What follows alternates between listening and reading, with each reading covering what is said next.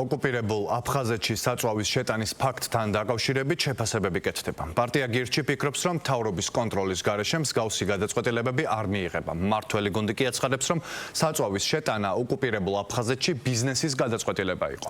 ქართული ოცნების განმარტებით ეს საქართველოს ოკუპირებული ტერიტორიების შესახებ კანონის სრული დაცვით მოხდა. ბრალდებებს, რომ საწვავი რუსეთის სამხედრო ძალისთვის იყო განკუთვნილი, უმრავლესობა სიცრუედ და დესტაბილიზაციის მორიგ მცდელობა დაფასებს.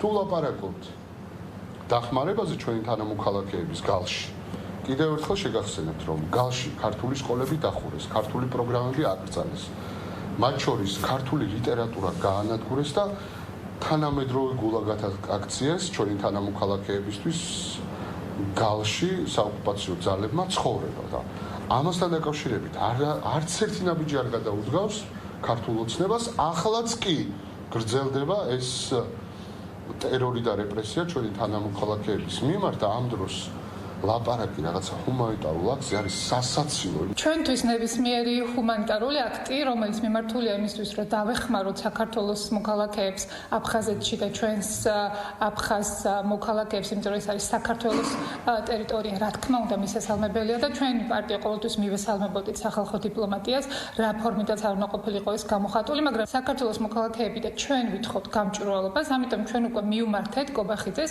რომ ძალიან ღიად გვითხრას რა ტიპის აქტი იყო ეს ჰუმანიტარული აქტი იყო ეს ეკონომიკური აქტი საერთოდ რა ტიპის საკანონმდებლო და სივრცეში მოხდა ამ ყველაფრის განხორციელება. მე ვფიქრობ, რომ ამასთან დაკავშირებით საქართველოს პრემიერ-მინისტრმა მომწორავი განცხადება გააკეთა.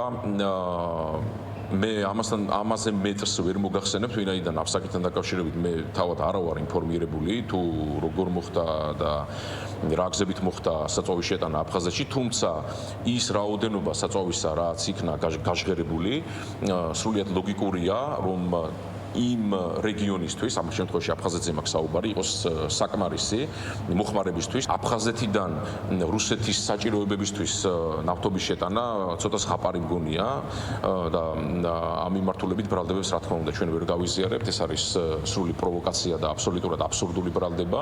აქ საუბარი არის აფხაზი მოსახლეობის დახმარებაზე და რა თქმა უნდა მოსახლეობისთვის რომელიც ცხოვრობს ოკუპირებულ ტერიტორიებზე, საქართველოს გააჩნია მთელი რიგი პროგრამები და შესაძლებლობები იმისთვის, რომ ჩვენს მოსახლეობას მხარი დაუჭიროთ.